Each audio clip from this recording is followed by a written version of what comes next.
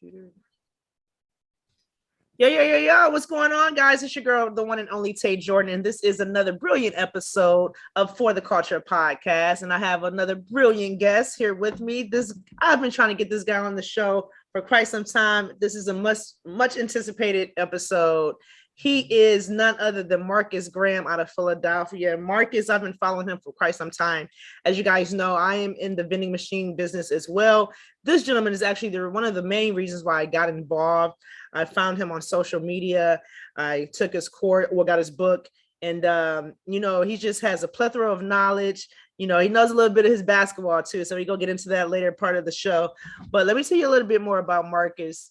Marcus Graham is an entrepreneur who is an expert in vending machines. 3 years ago, he moved to Philadelphia from Rochester, New York, and decided to launch a vending machine business. In just 2 months, he secured his first placement. By the month time the pandemic ended, he was earning more than $5,000 a month from his vending machine business. Now he helps others start their own. Marcus, my man, welcome to the show, brother. Hey, what's up, man? Thank you for having me. Yeah, for sure. Thanks for coming on. So I want to talk about, obviously, you're the vending machine expert. I want to talk about your journey and, how you became, achieve financial freedom thus far in such a short period of time in the business. But I want to go back a bit, to know where somebody is at, you got to know where they came from. So just give me a little bit about your background, where you from, how old are you, things of that nature. Yeah. So I'm 30. I'll actually be 31 on New Year's Eve. So they call it the golden birthday. I saw that. You know what? We're birthday twins.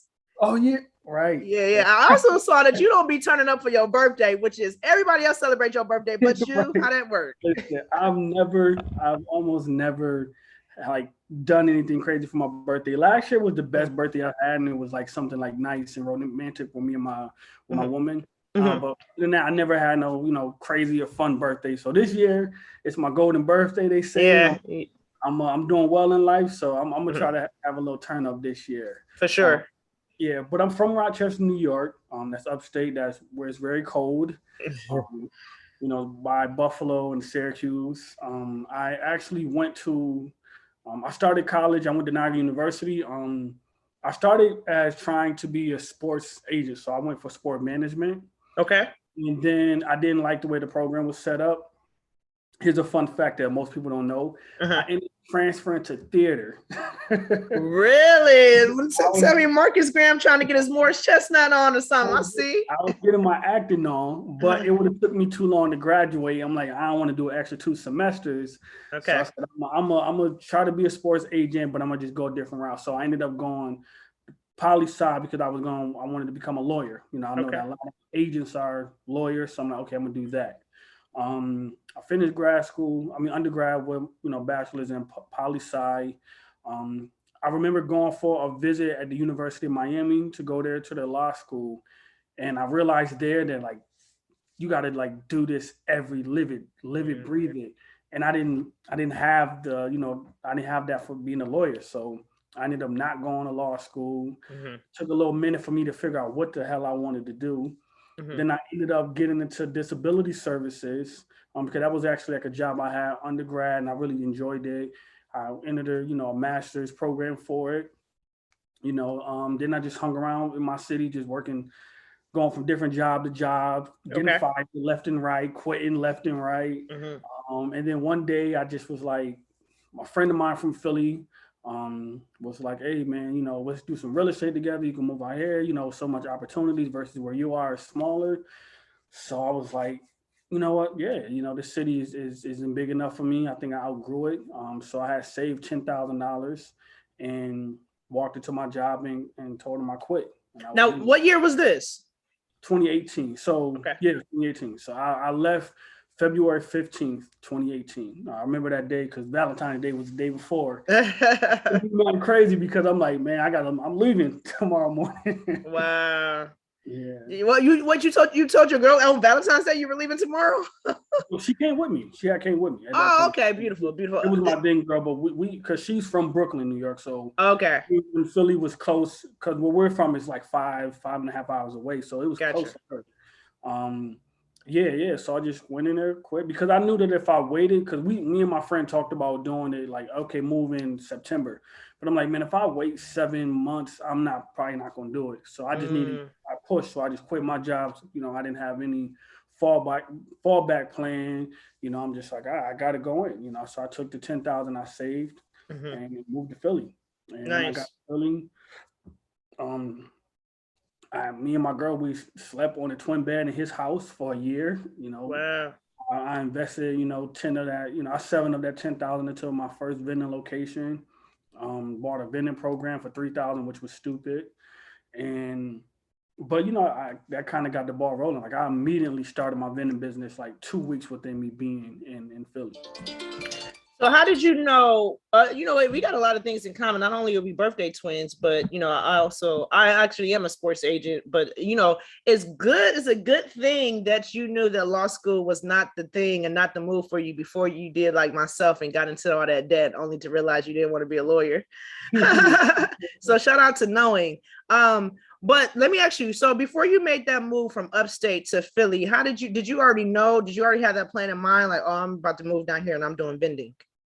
No, I didn't know. I moved to Philly to do real estate. Like we were going to do group economics, put money together and buy properties. Okay. Vending machines, was something that he did, and he just said, "Hey, grab a couple machines, until we get a property." So it was just supposed to be a little small side hustle. Okay. Um, so that was really it. Like I stumbled into something that became my niche. Like it wasn't nothing specific about it, but for myself, I always wanted to be a entrepreneur. Well, I didn't even know what entrepreneur was technically. I knew that I wanted to work for myself. Mm-hmm. So it didn't matter what it was vending machines. It didn't matter if it was freaking, making shoestrings. Like as long as I owned it, I was gonna be happy with. So Right. I just became passionate about whatever I was doing for myself. Okay. I had no idea that my business was going to be where it's at. I didn't envision it. I was supposed to be doing this stuff in real estate. So let me ask you, Philly, because I learned around the same time I found out about you. I learned from this other guy from Philly. Is it? And I'm trying to find his name on Instagram right now. Yeah, Is it the Vending Kashif? Is that your yeah, guy? Oh yeah. wow, small world. So you guys are friends. We went our separate ways. Life and and stuff when took us our separate ways. Okay, But respect. much, It's but much, life. much respect to him always. Uh-huh. Because he did give me the idea of getting into the vending machine business. For sure. He did give me some resources and stuff like that. So I'm always going to appreciate him for that. Mm-hmm. For sure, for sure. You know what? Philly got a lot of hustlers. I respect I respect Philadelphia for We went to sure. school together, man. We went to school together. Uh-huh. Really? Mhm. Dope. Cool stuff. Okay, so you moved down to Philly. You get it popping in vending machines. So you say your first machine you spent 3,000 on your first machine? My first machine, let me think about it. I spent 1,700 on one machine, 900 on another, but then I had to pay $400 for a kit. So that's 3,000. Then the extra 300 a piece for the card readers. So that got me at 3,600. And then You ran it delivery up. so it was it came up to be like 4,000 for that. But I paid 3,000 for this vending machine programming website. So altogether, that was 7K out of the 10,000 that I saved up. So let me ask you, did you, going back to your first one, did you secure the location first or did you get the machine first? Location first. You always get the location first because for a couple of reasons. One, it's counterproductive to buy machines and then have to pay to have them somewhere, like storage. You know what I'm saying? Like you want your machines to make money. So you don't want to spend money and then have to have it sit in the storage. Sure. Two, the machines might not fit in the door or space, so you get these machines, they go, okay, you find a spot and then you try to put them in there. It don't fit. They don't fit. So now you got to try to sell those machines or buy some other machines or just lose the location. And three, also, you want your machines to be location specific. So let's say the machines do fit. Those machines might not be the type of machine that should be suited for that business. If I have a luxury apartment, I can't go in there with some, that looks refurbished machines, or the old Coca-Cola or Pepsi machine. They're going to look for soda machines as glass or things like that. So you want to make sure that your machines are location specific. Right. So you might have two machines, but this machine only need a combo machine. Right. You know what That I'm makes saying? sense. So So yes, you definitely want to get the location and customize the machine to that location. That makes sense. Let me ask you, going back to your first one again, how did you come about that location? and the way that I get all of them to this day is through my website. Okay. The one thing that program did give me was a website, a nice looking website. I paid a lot of money for my SEO and things like that. Google Ads to push my page up. So now I rank number one in Philadelphia. If somebody's looking for vending machines or vending machine services, they're gonna contact me first. Okay. Wow, you did that out the gate, huh? Doing the SEO. No, so you were all in. Well, I didn't do the SEO until last year. I didn't update that. I got with a real specialist, like a certified specialist with that. But I did run Google ads and things of that nature prior. So I got my first location from there. Everything has always come through there. I've just had a crazy influx over the last year and a half. But prior to that, I still was getting it. So yeah, I got it through my website. They contact me looking for services. Gotcha. Cool. So, the vending machine business is really interesting to me because, as a kid growing up, you may be at the Boys and Girls Club, your school, local rec center, and you see these soda machines, and then, the soda machines got Coca-Cola on it or whatever, and then you see the snack machines with M&Ms. And the kid in me, I won't even just say the kid, the adult in me even always thought that, Nestle owns that, or I didn't realize common folks like you and myself, own these machines. So did you know that as well? Like, how did you know, I can own as many vending machines as I want. And it's individuals that own, because I always thought it was like these big entities, Coca-Cola or somebody that own these machines. Right. Or you just never even think about it. It's a part of the building. You don't understand why the building just would own it. They put it in there, but that's not the case. Like I said, my old friend, he suggests hey, grab a couple machines. When I started to get into it and research and stuff like that, I had all of these questions too. Like, damn, why? But in my time of doing it, I realized that you probably see more people who own these machines that are individuals versus some big company. And a lot of it is just that businesses who you might put the machines in, they don't want the hassle of having to work with it to do anything. And also the startup costs, even though the startup cost is low compared to a lot of other businesses, none of them still want to just dish it out. You know what I'm saying? None of them want to put that money up. It's unnecessary expenses in their mind, especially if they can get somebody, especially if there's a spot that has a good amount of foot traffic. They're like, oh, you know what? Let's just get some commission from it. We make a little bit of money from it. We don't pay for nothing else. So about how he said that he got into it was he just saw somebody taking cash out of it. It was like, hey, man, how you? And it's just that. And then started just dive deep in it. Like, hey, I'm about to do this. Makes sense.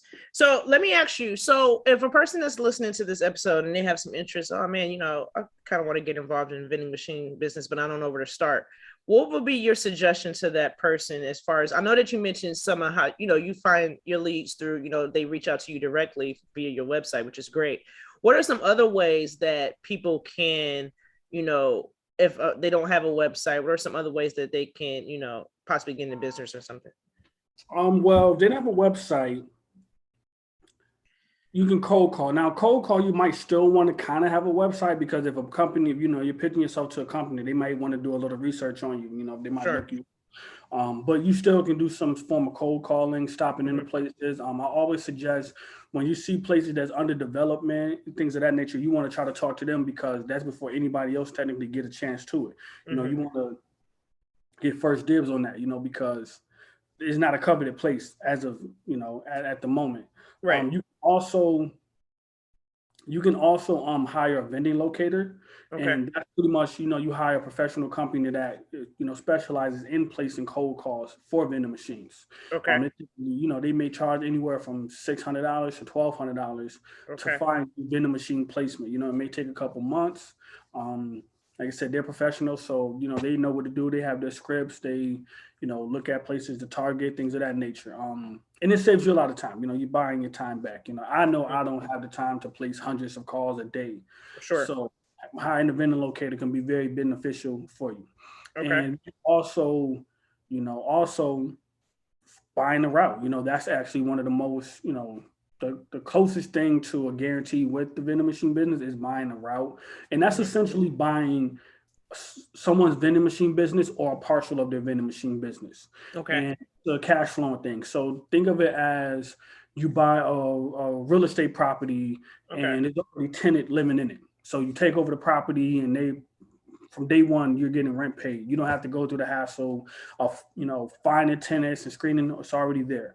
That's what buying a route would be like. The vending machines are already placed in the business, making money. Now you want to make sure that, you do all the due diligence when it comes to buying a route, which is, making sure that the sales are accurate. So that means if they have credit card readers, you always want to check the portal, for the sales report. If they don't have credit card readers, you want to try to look for their, tax returns for the last couple of years, some type of bank statements that are, for their business, some type of, black book, whatever, where those things are being tracked. Somebody say, oh, I don't keep track of that. Then that's not, you don't want to do that, because if it's making money, best believe that they keep account track. So, those are the ways that, you can go. Like if you're looking for a route, you can go on Facebook Market, OfferUp, Craigslist, Let Go, any place that people sell things, you can look for a vending machine route or location. And you can just simply Google, vending machines route for sale in Maryland or DC or Chicago, and there'll be a lot of things that will pop up from there. The routes typically sell for 1 times the annual gross revenue. So if a location is making, or route making $10,000 a year, the seller will typically sell it for that amount. Or less, so they may sell it for 8,000, but they make 10,000, sometimes people might try to, charge more, but I typically try to stay in that range. If it's a good deal, I might go 1.1 or maybe 1.25, especially like the more the route makes, the more I'm inclined to probably pay just a little more, because it's a really long-term investment. So if the route, if it's doing $30,000 a year, and let's say I'm grossing, or netting 60% of it, I can go over 1.25 because I'm probably still, profiting about $18,000 a year. That makes sense. Okay, so we got, in terms of entry into the business, we got, cold calling, we got SEO via your website, and what was the third one? The vending locators, which is vending locator. Okay, gotcha. Okay, that makes sense. And then buying.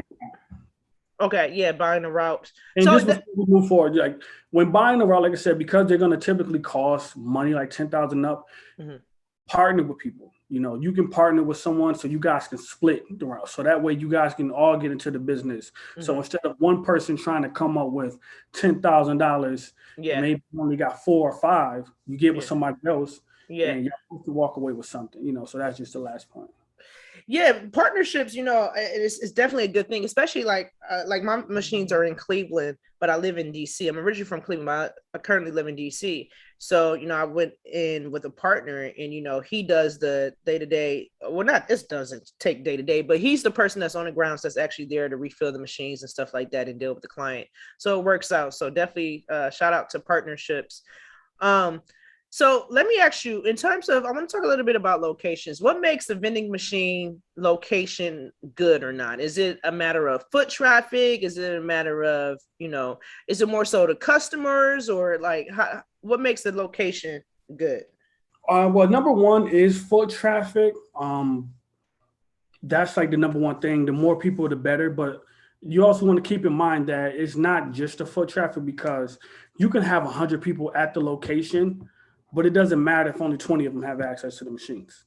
So that's a part of when you're assessing the location, and not just how many people here, is who will all have access to it. Because you may have a business where it's 50 people that's there and all 50 people have access, or something that's 100 people but only 20 have it, Okay. So you look at that. The type of businesses also come into play. And like I'll say, for instance, like I found hidden gems in things like, trucking companies or landscaping companies or things of that nature where there's some form of physical labor, so I don't try to go less than 50 people unless it's something like that, because those guys are engaging in labor. So they're burning calories, they're getting thirsty and hungry throughout the day. Then they want that 9 to 5, office place. So, that's good. I look for hours of operation. So, if it's 6 days a week, at least 2 shifts, I love it, because I found in my, years of doing this that people are more likely to buy in the evening than more in the daytime, with a lot of places. And get the late night munchies. Right. So if somebody working, because during the daytime, people might take their kids to school, people might go to a doctor's appointment, dentist appointment, they might go out for lunch, sunny out, whatever. But in the evening, they're more inclined to stay in and they kind of eat things at the bulk. Like I have a vending machine that is like an apartment. And for the day, during the day, it may make $5 during the day. And by the time, so from let's say the time I wake up at 8 o'clock a.m. until like 7, 8 p.m., like I might see $5 for sales. Okay. And I wake up and look at the report from the day before, it made $40. So from 9 o'clock till midnight, people, so I try to look for places that have more hours and more people, there. So that's a good spot. Like I said, foot traffic, hours of operation, and just sometimes the type of location, like people shoot for schools, hospitals, things like that. But there's a lot of hidden gems and places where you might see people doing physical, labor. Gotcha. Okay. Makes sense. Okay. So in terms of, I feel like, I know your initial interest was real estate, and, in real estate, they always ask, well, how many doors do you have? And I feel like vending machines is becoming, how many machines do you have? You know what I'm saying? So in that terms, do you feel, because like people be like, oh, well, I can't get rich off vending machines. You know what I'm saying? But you're a person like yourself is a prime example. Like, you can't attain, financial freedom through vending machines. I feel like a lot of times people is like, don't really see what's really realistic or feasible with vending machines. So can you talk a little bit about that and how freeing and how good the business has been to you? It's been amazing. And, you can get rich off vending machines. The one thing that I've done, like in my time, has been able to work with, I started working with different people and helping them sell their business, things like that. A lot of them are making like millions. Like some of them are, and I think a lot of it is that people automatically, like, they think that I can't make money off it or whatever, but that's not true. Like for me, I always look at, like, I try to make like $400 a month off of my location, and each our goal was 300. And that's because my margins are pretty good. But, do you mind telling me how many locations you have? I have like 12 locations right now, about 18 machines. I just sold 4 or 5, and that's because I moved from PA to Maryland, so I left my business. Maryland? Yeah. So I have staff, which is my sister. She takes care of all of the machines. Okay. So I had to downsize a little bit to, switch some things out, get higher earning ones and let off some lower ones, so that she can manage and take care of all of them. So now I'm going to be building up my stuff in the DMV area. Okay. So I have 18 machines, well, possibly 19. If I decide, I'm actually working on something kind of big that may be really like a vault my thing, but I don't want to say it until. I got you. But so I have 18 vending machines right now. Okay, nice. All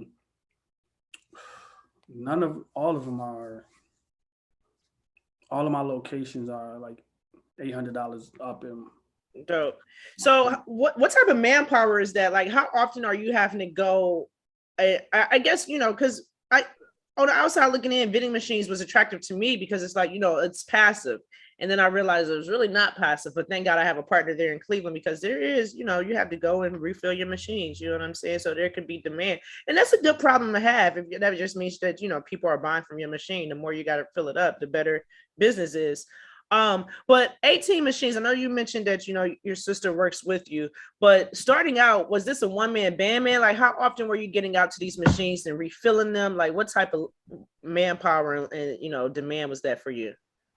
I was probably doing it like 4 days a week. Okay.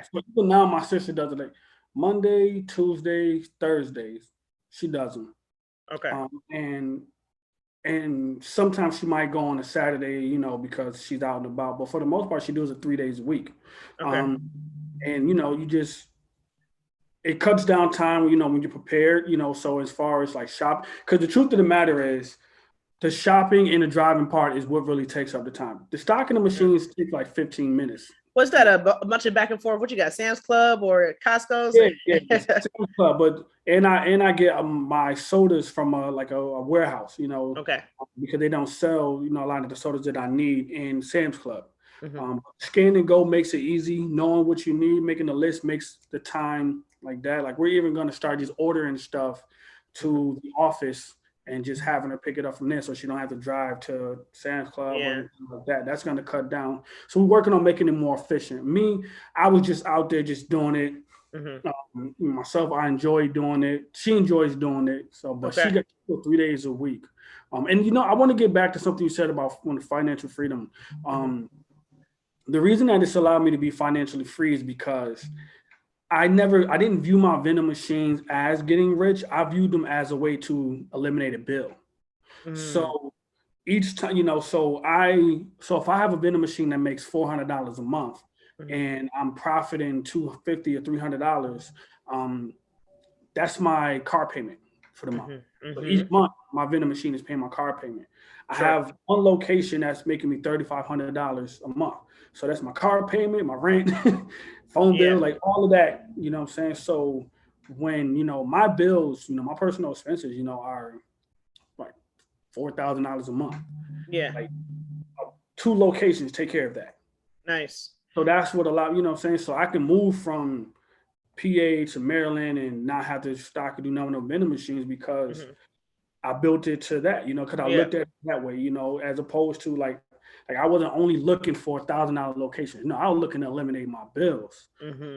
So that's what I want people to think about. You might get rich off of it, or you might not, but you can position yourself to actually be financially free with it.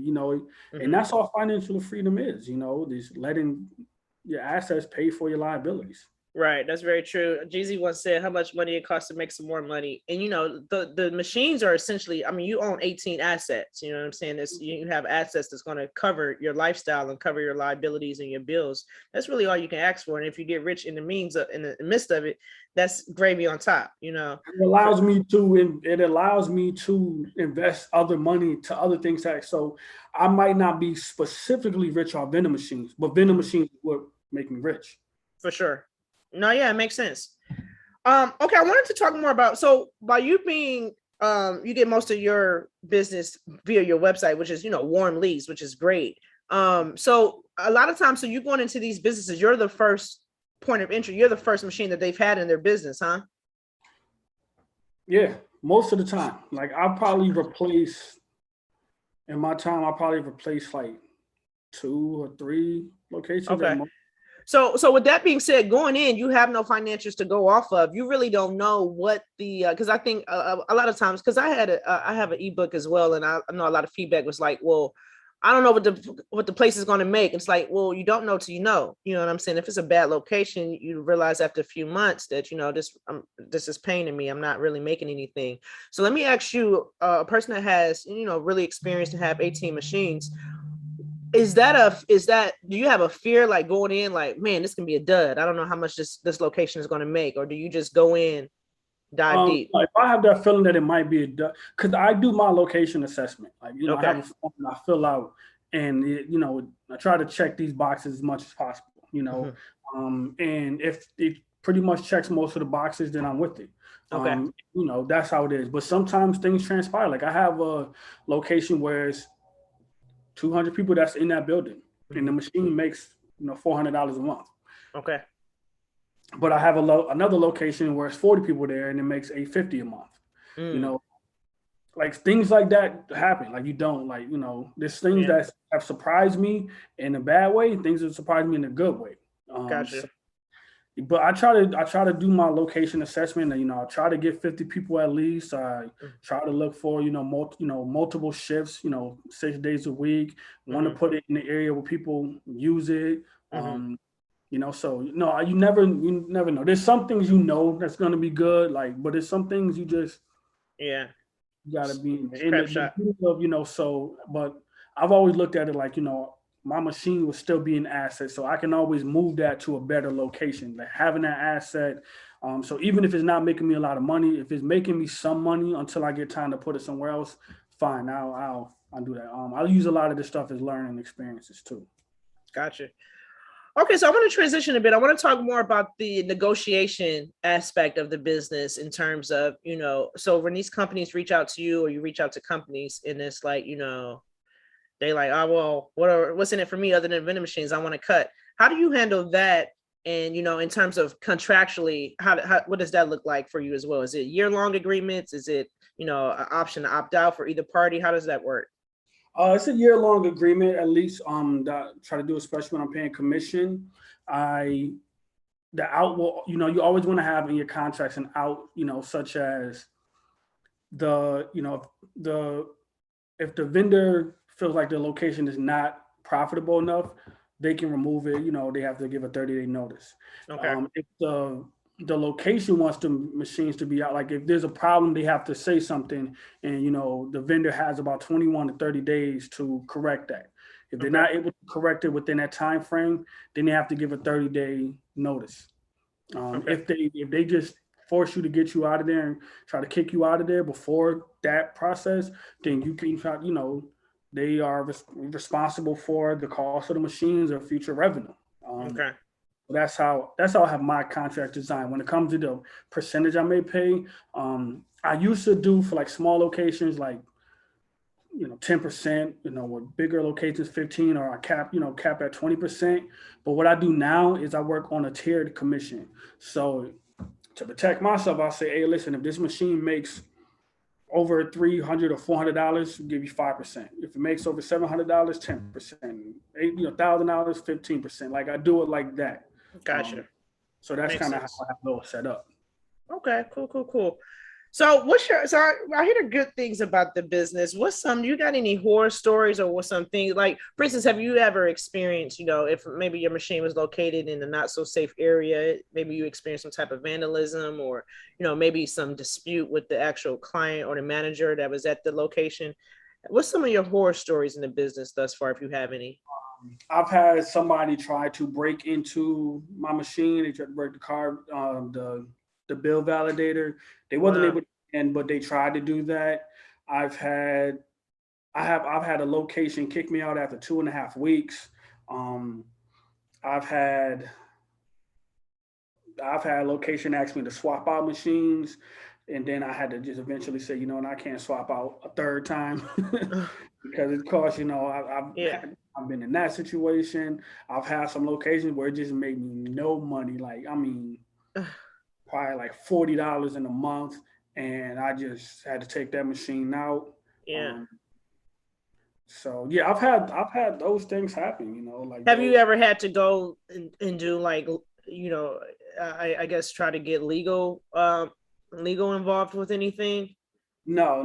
Okay, I could have tried with the location that had me there for 2.5 weeks, but I just felt like, what, I ain't even gonna do it. It's pointless, Yeah. Even trying to tell them, hey, no, the machine got to stay here, obligated, blah blah blah. I didn't want to keep my machines in a space where people would not care about them because they didn't want them there. The owner, so I just rather to move on. And I ended up moving those machines to a place where it's only 55 people in that place. Monday through Friday, and it's $850 a month. So it worked out great for me. That's good. I had a similar experience where, it was about that same length of time, maybe about 2 weeks into the contract, things were going good. And, I tell you, I get detailed with it. What happened was, it was actually my first location, and it was at a motel in right outside of Cleveland, Ohio, one of the suburbs. And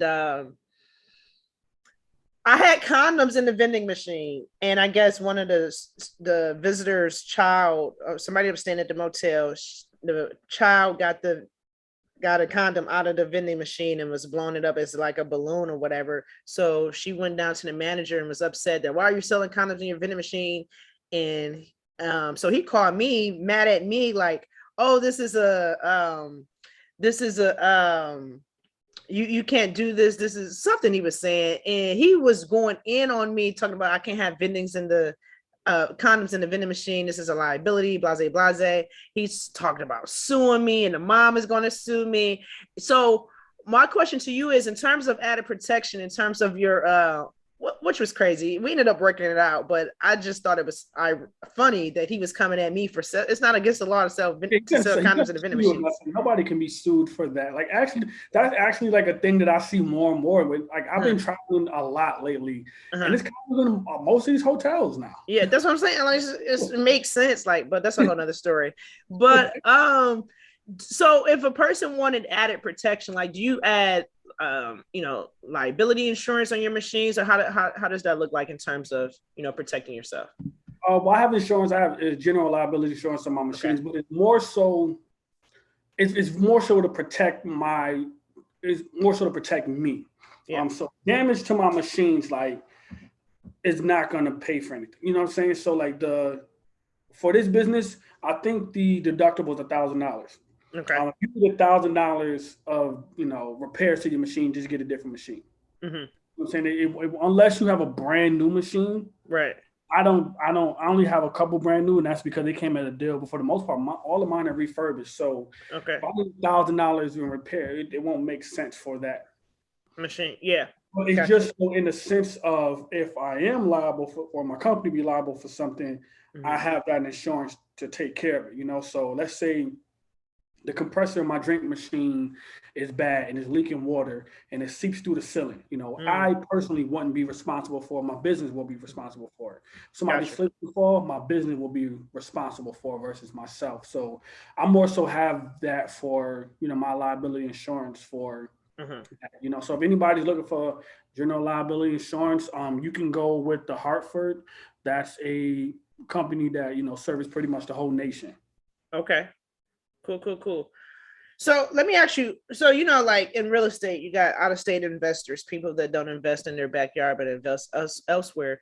What's your thoughts in regards to investing in vending machines outside of your backyard or where you live? Because, obviously with vending machines, you have to tend to them and refill them. Do you know of people being successful with investing out of state in terms of vending machines?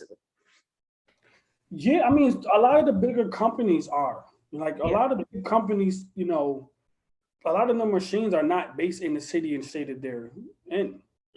Now they have these systems and things set up in order for it to run efficiently, but sometimes they get other vendors that they pay to take care of it and things of that nature. So there's definitely a way you definitely want to set up a system. Yeah. I'm working on that right now. Like, as I said, my sister is out there. We've also we manage somebody else vending machine business in Philadelphia right now. Oh, nice. Okay. That's something that we're testing out for potential future, Yeah, I was gonna say that's a nice little business lane right there to carve out, for people that's, don't want to invest in their backyard and, they need people to manage these machines. It's like property managers, you need vending managers, right. You know what I'm saying? We're testing that out right now, for a future, a future business in a sense for us. But yeah, it definitely can be done.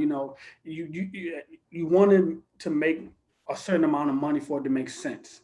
Like that's also going to be a part. So, so when people buy like if I live in Cleveland and I see a route for sale for 10, 15 or 20,000 in Minnesota or something like that, then I might, buy that.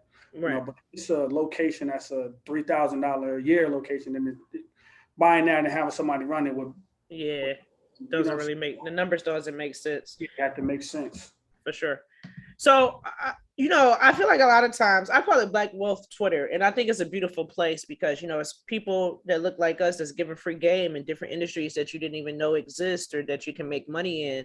And you're somebody that I credit to, opening my eyes personally to the vending machine business. But, a lot of people, how a lot of people especially from our culture, they can get put on game and it's like they act like it's not enough for everybody. It's only enough for me. So they don't want to give the game. So why was it so important to you, once you realized you got some success in this business, why wasn't it so important to you to give away the game and to, put other people on in terms of teaching them, the freedom in this business? Why was that so essential to you? I genuinely care about my people. Like I genuinely care, like for me, like I said, I'm 30 years old. I started making money when I was 28. You know what I'm saying? So, when I moved from, Rochester, New York to Philly, I was on a 30K salary. The 10K that I saved up was because I moved back home with my mom to save that money up, so I know what it's like to not really have, and to know that a big part of why I became where I was is because there was people that gave me some advice. Like, I'm successful in the vending machine business because I had my grandfather and my uncle teach me about real estate. It just translated, but having people there to give me game, give me advice and things like that, like I know how much it motivated. So I know for a fact, like if I'm doing this, I know there's so much more out there that, what I'm saying? Like this ain't the pinnacle. So I know that it's so much more money out there left. And I also feel like those who do have a responsibility for those, to help those who don't. Like my mom taught me that, I have 5 siblings, and my oldest brother used to get in trouble because of whatever happened between us and him. He was like, why? She was like, as the older brother, you got a responsibility. Like, those people just have more responsibility. And I feel like if you do have it, I feel like you kind of have a more responsibility, and that's not a pocket watching or thing like that. It's just that I just feel like, we should help, because our people, a lot of our people are not where they could be, or they down. And it's not all because it's self-inflicted, like we know the history, we know things that have transpired, we know what we're up against, so me making it out and kind of being like, good luck to y'all is kind of point, because nobody has made it by themselves. Self-made does not exist to me, because whether it's a conversation or something like that helps you, like, so that's what I feel like, and I'm secure in myself, my success, like for me, I've sold 40 vending machine locations in Philadelphia in the last 2.5 months. So these are locations that companies call me wanting my services, and I turn around and just sell them in my backyard. And I've never been, because I know it's word out there. Like, I'm not going to be nervous or scared. I helped them through the whole thing. Here, get my connection. This is the guy I get my vending machines from. I'm not, they all get the number to my vendors. So they can do whatever, you know what I'm saying? Like, everything that I have, they have. Makes sense. That's what's up. Cool. All right, well, that was great. I want to transition a bit into one of my favorite topics, which is basketball, particularly NBA basketball. You see this? Well, okay, basketball hoop on my neck. Okay. Now you probably can't hoop though, but it's all good. Walk on, man. I'm just messing with you. All right, man. I saw you on your timeline, and I was gonna chime in, but I was like, you know what? I'm gonna say that for the show. You was talking real greasy about my boy AD. Talking about, his resistance to playing a 5, and he was like, oh, Embiid and Joker is the only 5s. I'm like, all right, but tell me what's your thoughts on AD, man? You feel like he's soft, or why you was talking real greasy about my boy? I've always pushed back in regards to soft, like, him being injured and stuff like that. I think that's very like overstated. I think the whole injury prone is something that is not really true. I think that people don't really pay attention to, when he came out and he came into the league, like any little injury he have here and there, he's a young team, hold him out more because he's an asset, and they're a bad team. So they're trying to get high draft picks. So him not playing those games is not, he couldn't play. They were protecting the asset. So I think overstated. So I don't call him soft in that. But I do think that I think when it comes for the team, like the Lakers team has really been catered to him. Like, LeBron likes to play in space. This team doesn't have no spacing. And that's because AD wants to play the 4. He don't want to bang at the 5, but there's no banging at the 5. Like, you don't want to, you don't want to play against Rudy Gobert. Like you don't want to play against Clint Capella. Like there's more of those players than. That's a good point. Embiid and Jokic. You play Embiid twice a year at most. Yeah, it's a lot of finesse fives. That whole banging into five is not really existing anymore. And then it doesn't maximize nobody on the team. You know what I'm saying? So it's like the avoidance of physical contact does sound soft, in my opinion, when it comes to that. When it's like, that sounds like, if it was a bunch of Shaqs, okay, I got it. But it's not. So it sounds like you don't want no contact at all. And that's what and it's like, the Lakers are not going to be as good as they can be with Russ in there. If you have Russ, AD at the 4, because AD is a good shooter at the 5, but not at the 4. Like it changes. You know what I'm saying? LeBron is attacker. So, and then you have a big man in the paint. It's a lot of congestion. You want to build habits. That's the thing that I think people forget. Like, oh, you just play the 5 in the playoffs. You need to build those habits. Like that's what made the Lakers a couple years ago really good. Right. They had ability. They built, they had their habits, so when they did make a change, cool. But they got to build these habits. And so that's what I was just saying. Like, No, that makes sense. That's a good point. All right. I can't even go in on that one because I feel you.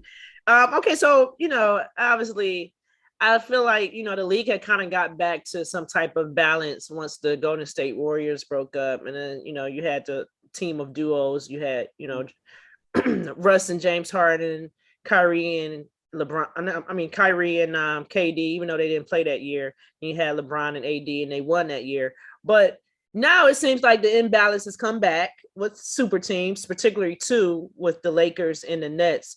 Looking at it, the Bucks coming off their championship season, you got the stack deck with the Lakers, as old as they are, and the stack deck with the Nets. I guess you always got to worry about the Jazz. I personally, I feel like the Jazz is like the modern day Atlanta Hawks of the West, but I guess the Nuggets, you throw them in there. But looking at the landscape right now and seeing how teams stack up, who do you got winning this year's NBA Finals? Barring catastrophic injuries, I'm gonna stick with the Lakers. I think that if no injuries happened last year, I think they would be on the road for a three-peat. Okay. I think that. Well, I will say this. I think last year, if AD don't get hurt and Kawhi don't get hurt, I think the Clippers would have stole that from them. From the Lakers. Not because I think that the Clippers were better, but I think that the Lakers not playing together as much was going to get them. You know what I'm saying? But I like the Lakers because I think even though people look at these teams as being super teams, they're flawed. They're still flawed teams. The Lakers have flaws. The Nets have flaws. Like, so I don't see any of those teams not being beatable. I think they have flaws. Even if you're a fan of one of those other teams, you don't look at those teams and say, man, we can't beat them. Let me ask you though, are looking at it and you look at that, not the 73-9 Warriors, I'm talking about the KD Warriors. Do you think that who's scarier on paper, the KD Warriors or the KD Nets? The KD Warriors, 2017 KD Warriors is the best team of all time. On paper? All time, just period. I think they're the best team of all time. I think that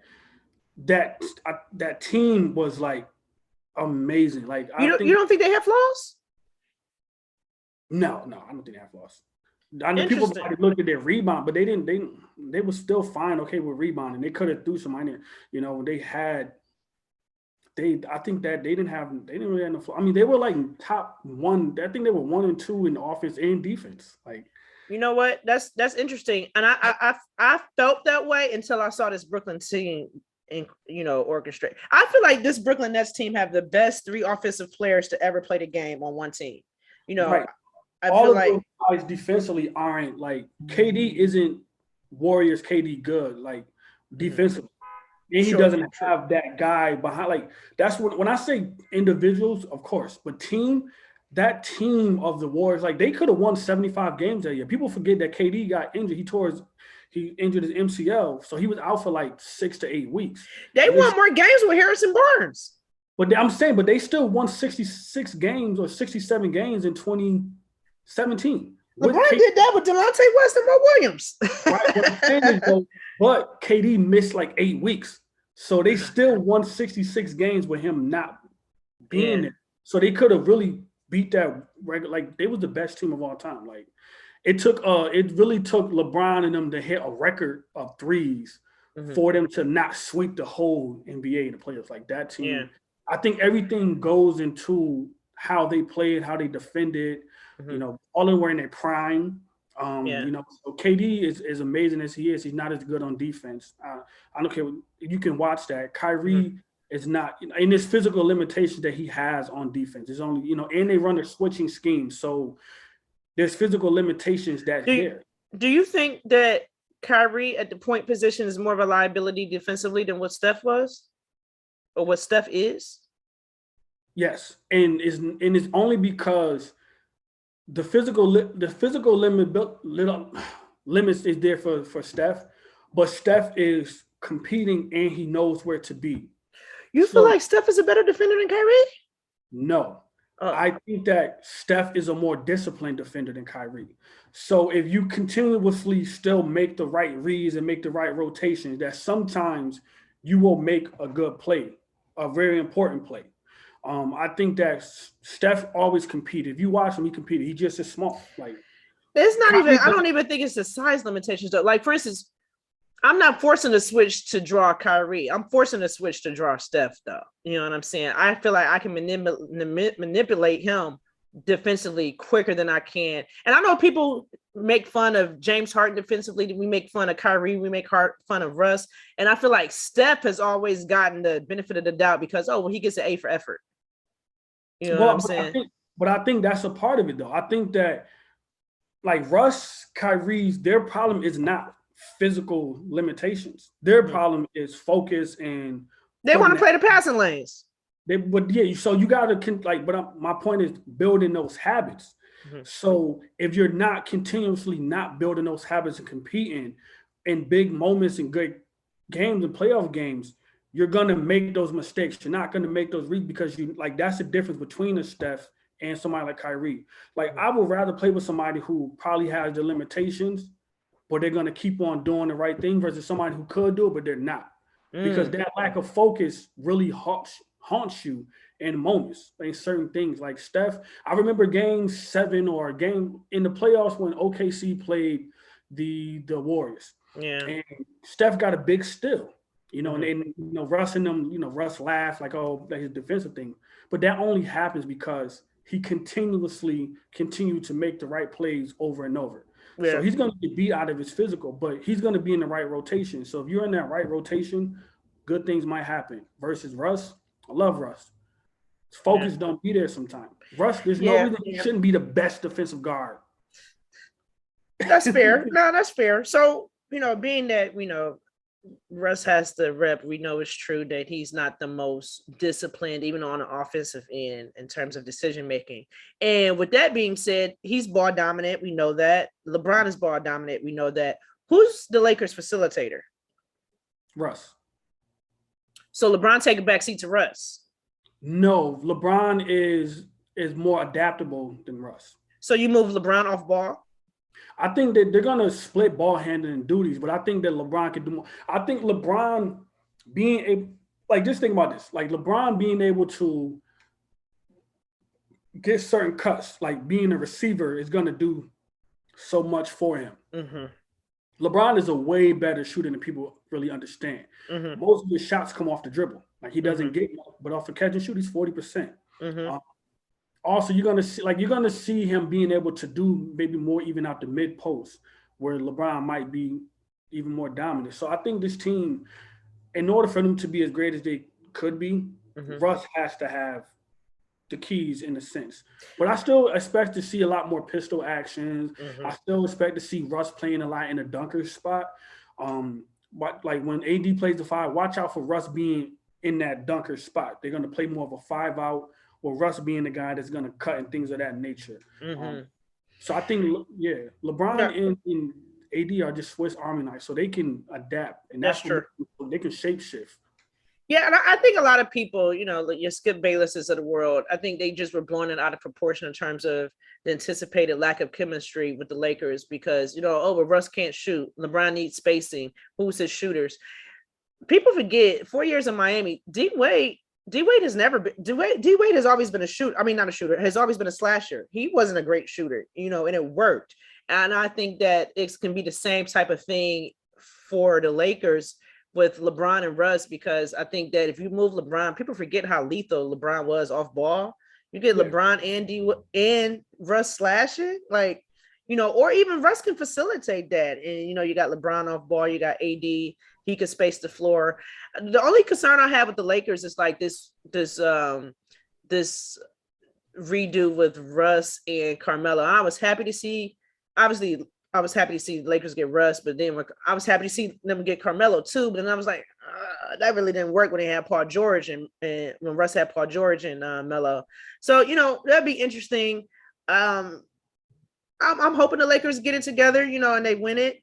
I know the old jokes and everything like that. If they meet the Nets in the finals, I think, you know, it's gonna be your best three versus my best three. We gonna see who's victorious. But I just think that I think the Nets, the problem with the Nets and the versus the Lakers is gonna be the Lakers are gonna be physical as shit with them. Yeah. Also, the advantages, I think, leans closer to the Lakers because of the size. Lakers have more advantage. The weaknesses that the Lakers will have, I'm not so certain that the Nets can risk expose. Like the Lakers, the whole they need to be a great shooter team. That's not true. Like if you think about it, outside of Golden State, which was an anomaly, most of the teams that went don't really shoot that well for three, but they rebound the hell out of the ball. They play great defense and they have a couple great ISO scores who can get buckets. Right. Yeah, Milwaukee don't have that. I mean, Chris Middleton is a solid shooter. Drew is solid, but they shot like shit last year in the playoffs. Right. Because of their defensive rebounding and having a guy that you just can't guard. I think the Nets coaching is going to be a very important thing to watch. But the Nets playing the switching scheme against the Lakers is not going to be is not going to kill them because the Lakers aren't going to be jump shooters. You know, when you switch your team and you force them into jump shots, that's what you want. But the Lakers are not. You switch if LeBron is going to call that switch against Kyrie every time. Yeah. Every time I'm going to and the Nets don't have rim protector. KD is not a good rim protector. He was great when he had Draymond back there to assist him. Yeah. So when Draymond was making when Draymond's making the great defensive rotation, the KD can come from the side. They don't got that. Their best lineup is KD at the 5. And you telling me that AD and LeBron not looking at that like, oh, that's ooh. Defensively though, the Nets is such a juggernaut. That three-headed monster defensively is just like, I mean, trying to contain them on the defensive side, like Kyrie can go for 40, James Harden can go for 40, KD can go for 40. I'm not as scared as the Lakers' big three. And I like those players better. I'm more of a Russ person than James Harden and stuff like that. But like offensively, that's a whole nother ball game. And I think Paul Millsap really helps them too. The reason I'm not worried is because if there's one play that I've watched and learned is that nobody dictates his pace like LeBron. So there's not going to be no 121 games between the two of them. It's going to come down to possessions, and we got to make a shot versus your defense, and you got to make a shot against our defense. I believe we can always get a good shot against your defense. And even though you guys are amazing one-on-one talents, taking contested jump shots still is a lower percentage shot. So if we're all continuing to get one shot per possession, and my defense, I trust mine more than yours, that's where I think is going to come into play. And our shots are always going to be at the rim. That's a good point. And they don't have anybody that can defend AD. That's the biggest. AD can switch out and guard each. He can switch out and play. You know what I'm saying? He can get enough time to recover. Like, I think that it's going to be a hell of a series. I think that I pray that they play. I pray that they play. Like, I'm not a Lakers. I'm not a LeBron guy that's nervous. No, I pray that they play because I think that I want to knock them upside the head. No, you're not nervous. It's going to be a good one for sure. And I think this is everybody's legacies is on the line if that matchup happens. You know, it can be detrimental to KD. It could be. You see, they petty, man. They petty. It ain't no coincidence that Kyrie is with KD and Russ is with LeBron. And you know what's funny? If Russ wins with LeBron and Kyrie already won with LeBron, and Kyrie and KD don't win nothing with we got to look at KD. You know how they feeling, man. You know listen. That's why I love it, because KD and LeBron, they competitive with each other. Right. And Russ, they know. So that's what I'm looking forward to. For sure. But also, man, don't count Milwaukee out, because when you win, what happens is when you win, that pressure is off. So those you've been there before, those shots that you was missing last year, you make, because this is nothing. Like, Giannis is gonna be better. Drew Holiday is gonna be 2 years in versus this first year, because he didn't play great offensively, but he was amazing on defense. Yeah. Chris Middleton has got the monkey off his back, where he's not a big time player. Like, don't count them out for doing something. That's what I'm saying. I'm more confident in the Lakers coming out of the West than I am. There's nobody. I'm gonna be as a LeBron fan. I don't think there's nobody in the West that can mess with them, because Kawhi is gonna be out for most of the year. Yeah. And even when he comes back, he's that's an ACL injury. So he's probably gonna take him some time. Clay, is not gonna be there for much. Yeah, I'm not worried about the Warriors. The only if the only have Jamal Murray like that, I don't know. Yeah, the only challenge I see is if Denver takes a turn. If Jamal Murray comes back full strength and better, I think they can, take a turn. But I still think the Lakers are going to come out the West. But I want to ask you, everybody's been talking about Ben Simmons and where is he going to land, or is Philly going to continue to play hardball? The trade that nobody's talking about, this another Rich Paul client who also requested a trade, John Wall. Where do you see him landing? Do you see him being dealt prior to the beginning of the season or during the season? John Wall, I have because he has such a large contract, and he's not the guy he used to be. Mm-hmm.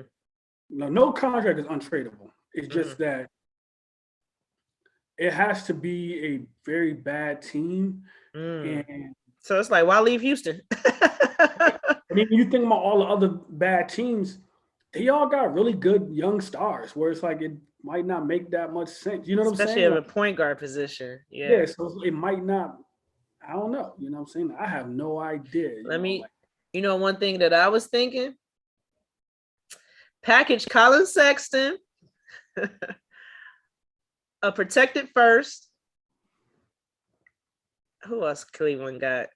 Maybe that's just me being biased to Cleveland.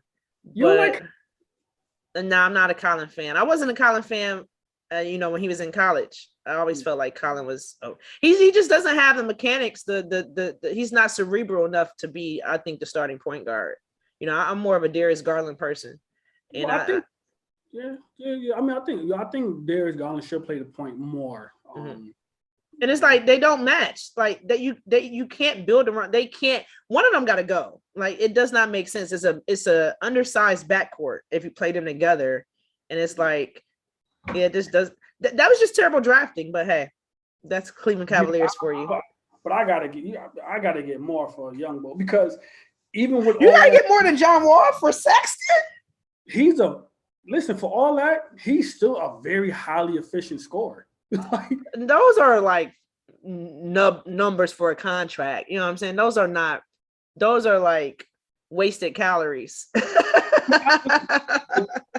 But for John Wall is like, I want to see him do well. You know what I'm saying? I want John, because he was elite, man. So it's sad that what happened, So I hope. But John should just ball out in Houston, man. That's what I'm saying. They got some young guns. They got Kevin Porter Jr., who I hate Cleveland gave up for a pack of Skittles. They got this new kid, Jalen Green. I'm a big fan. Like, it's not a bad situation in Houston. It's a really good stretch five. So a lot of pick and pops with him would work. So if I'm John, I would stay in Houston. But he had, I think a big part of it is that he was on a losing team for years and then finally got to like a 5 or 6 year run of them being really good in Washington. So there is no contender that's like it makes sense for, unless he can't shoot. I don't think Philly would want him. He would shoot, but I mean, but I would, if I was Philly, I would take him. I think he got what, 2.5, maybe 2 years left on his contract. If you don't feel like Cleveland got to get more for Colin Sexton, I know you feel like Philly got to get more for Ben Simmons. It's a difference. It's a difference. in regards to the Ben Simmons situation, is so ugly that. Yeah, that's true. Yeah, that's but true. I mean, but they can. But again, the Sixers can get a better package for Ben. That's true. Yeah, it'll be interesting. They should have never, I heard they had an offer on the table to get James Harden last year and they turned it down. I don't understand it. I don't understand it. Like, yeah, it doesn't make sense. But probably James wasn't going to go there. I think it's more so it came down. He wasn't going to go there. To Philly?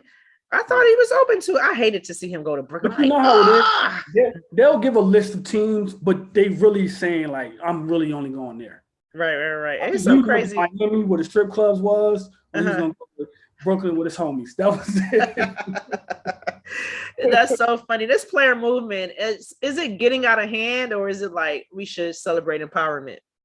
I think we should celebrate empowerment, because I think what I love is that, like, these guys really do get to, like, go to different places, man. Like a lot of these teams are like winners that never been winners before. Yeah.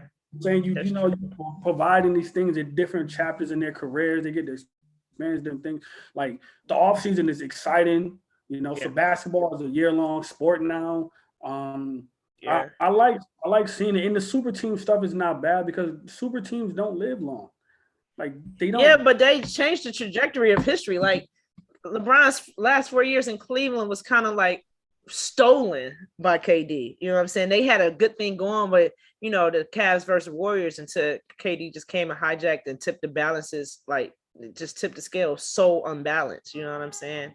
See, yes and no, because 2017, I think, even though I think the Warriors were the best team of all time, that team right there, I do think that the Cleveland problem was they could have won that series, but they didn't. They weren't.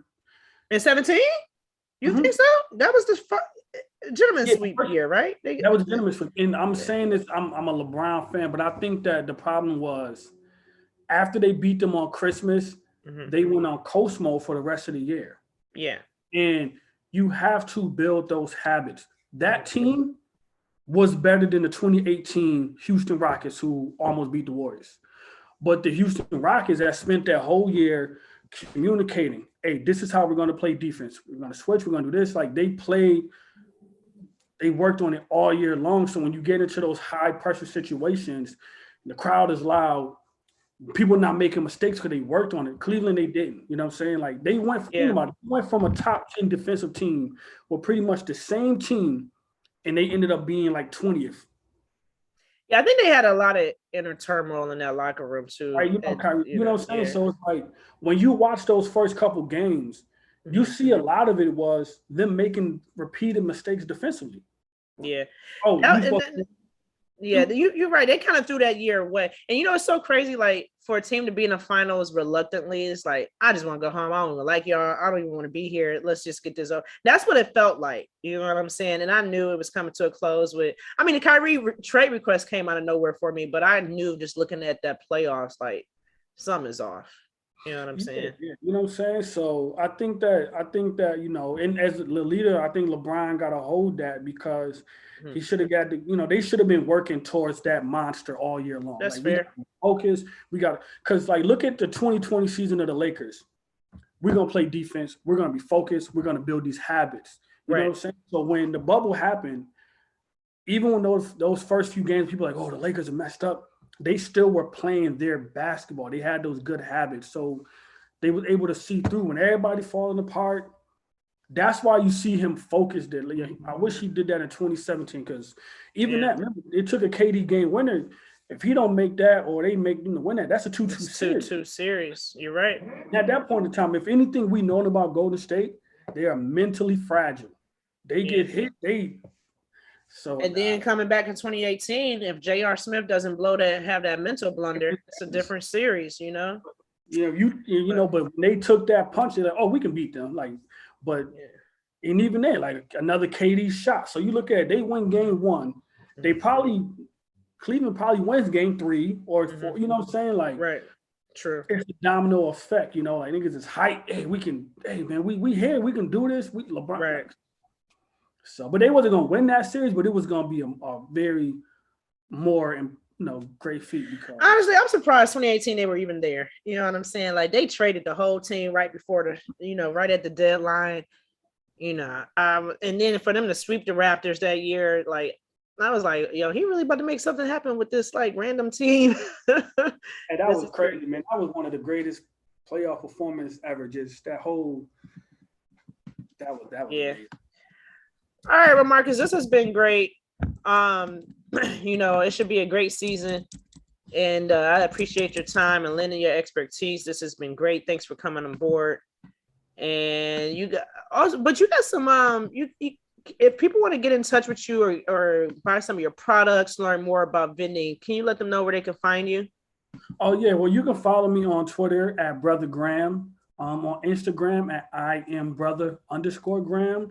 I have a bundle and a starter kit, so you teach you everything you need to know about, creating a successful vending machine business. You can find that on www.marcusgraham.digital. Like I said, I have a bunch of products and things there that'll help you, start, maintain, and grow a successful vending machine business. So again, on Twitter is Brother Graham. On Instagram is IamBrother_Graham.